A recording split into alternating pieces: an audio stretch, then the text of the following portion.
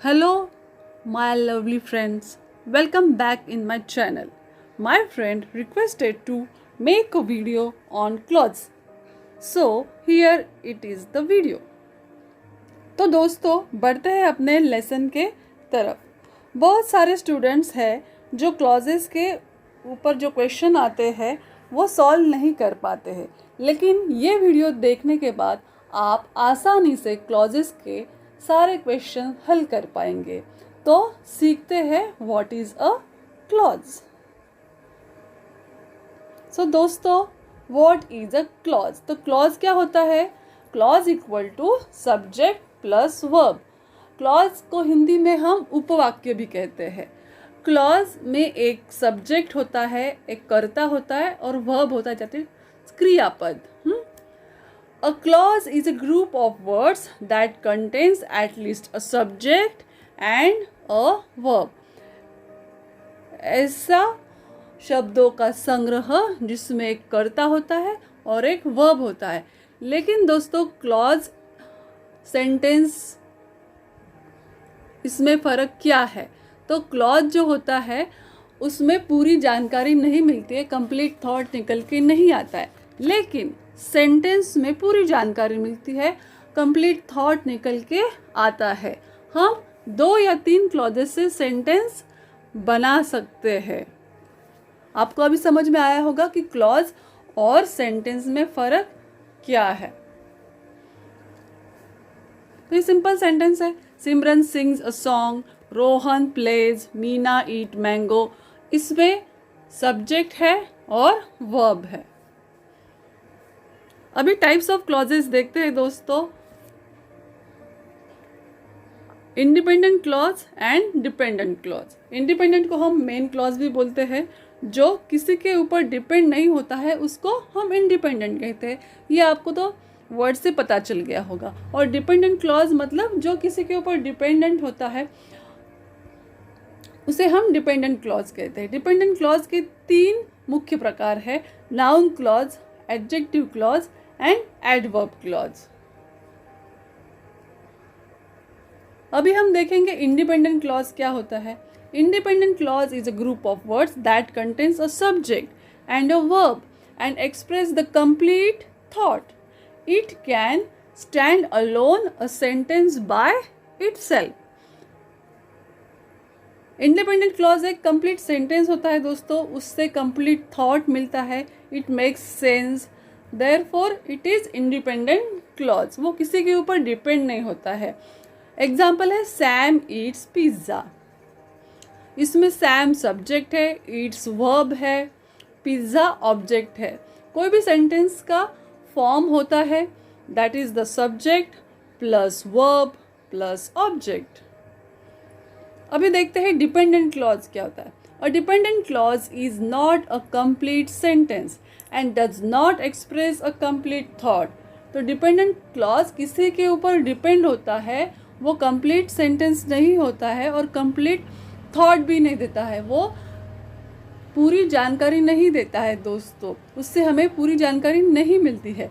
It is also known as subordinate clause. Sub means below and ordinate means rank. तो below rank मतलब subordinate. It can stand on its own because it is dependent, so you have to join it with an independent clause. दोस्तों अगर हम independent clause और dependent clause को join कर दे तो एक पूरा अच्छा मीनिंग वाला सेंटेंस बन जाता है। डिपेंडेंट क्लॉज हमें पूरी जानकारी नहीं देता है दोस्तों, वो किसी के ऊपर डिपेंड होता है। और यही डिपेंडेंट क्लॉज के प्रकार है noun clause, adjective clause and adverb clause. तो इसके एग्जाम्पल्स क्या है डिपेंडेंट क्लॉज के? When the president arrives, because I can't wait for the bus, as if he knew what was going to happen, then his sister can, if you can work on Sundays। तो ये सारे dependent clause है और इससे हमें पूरी जानकारी नहीं मिल रही है दोस्तों। व्हेन द प्रेसिडेंट अराइव्स, इस सेंटेंस में हमें पूरी जानकारी नहीं मिल रही है, that's why it is a dependent clause. अभी फर्क क्या है दोस्तों दोनों में, इंडिपेंडेंट और डिपेंडेंट में? इंडिपेंडेंट क्लॉज में देखते हैं a group of words that contains a subject and a verb. Dependent में सेम होता है, a group of words that contains a subject and verb. Independent में देखते हैं make sense on its own as a sentence.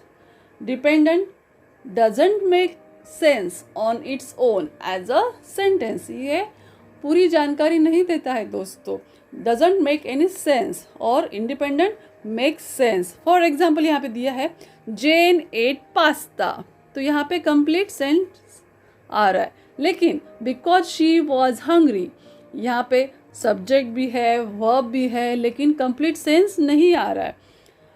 Next sentence है Sam went to the park after he finish school. तो अगर हम ये दोनों ज्वाइन करते हैं तो एक पूरा अच्छा सेंटेंस बन जाता है, Sam went to the park after he finish the school. आगे बढ़ते हैं दोस्तों, देखते हैं what is a noun clause. A noun clause is a dependent subordinate clause that plays the role of noun. जो ऐसा क्लॉज जो नाउन का काम करता है उसे हम बोलते हैं noun clause. That is it may be name of a person, place और thing. Like any noun, a noun clause can be subject, वो सब्जेक्ट का काम कर सकता है, एंड ऑब्जेक्ट, वो ऑब्जेक्ट का काम कर सकता है, और वो कॉम्प्लीमेंट का काम कर सकता है। अभी हम यहाँ पे कुछ एग्जाम्पल्स देखते हैं। अ noun clause can be subject of a verb. तो हमारा सेंटेंस का फॉर्म क्या होता है, पहले सब्जेक्ट आता है, फिर वर्ब आता है, फिर ऑब्जेक्ट आता है। यहाँ पे व्हाट बिली डिड, ये पूरा एक सब्जेक्ट है, शॉक हिज फ्रेंड्स, तो यहाँ पे वो नाउन क्लॉज है। आगे देखते हैं अ noun clause can B an object of a verb. Belize friend didn't know that he couldn't swim. तो यहाँ पे बिलीज फ्रेंड ये सब्जेक्ट है, डिडंट नो ये वर्ब है, और ऑब्जेक्ट कौन सा है, दैट ही कुडंट स्विम। तो यहाँ पे नाउन क्लॉज है और वह ऑब्जेक्ट एज अ एक्ट कर रहा है। A noun clause can be subject complement. Billy's mistake was that he refuse to take lesson. तो यहाँ पे subject complement as a work कर रहा है noun clause. Billy's mistake is a subject, was is a verb, and that he refuse to take lesson, ये एक subject complement हो रहा है। A noun clause can be an object of a preposition. Mary is not responsible for what Billy did.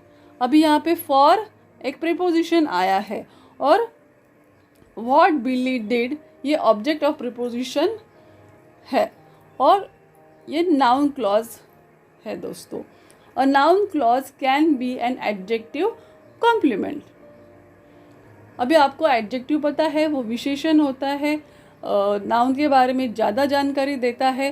Therefore अभी यहाँ पे sentence देखिए, everybody is sad that Billy is drown.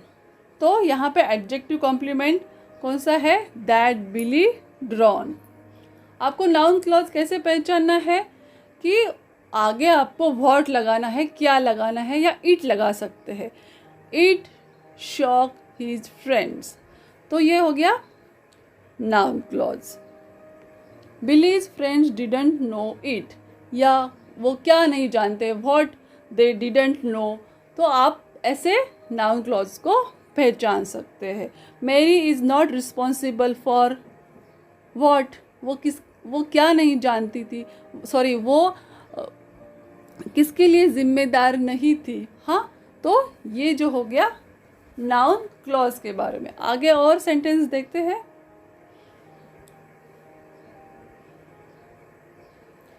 Examples of sentence with noun clauses. What you told me will surprise everyone. तो ये subject of sentence है। What you told me ये noun clause है। That you become an engineer is amazing ये noun की तरह act कर रहा है और सब्जेक्ट ऑफ अ सेंटेंस है, इसलिए ये नाउन क्लॉज है। I am going to buy what I have always wanted, तो डायरेक्ट ऑब्जेक्ट है ये दोस्तों। वर्ब कौन सा है यहाँ पे? Bye.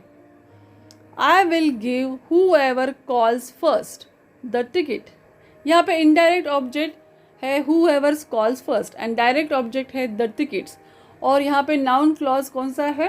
Whoever calls first. You can dance with whoever you want, यहाँ पे object of the preposition with ये प्रपोजिशन है और उसके सामने हमारा नाउन क्लॉज आया है दोस्तों, हूएवर यू वॉन्ट। आपको जिसके साथ भी डांस करना है आप कर सकते हैं।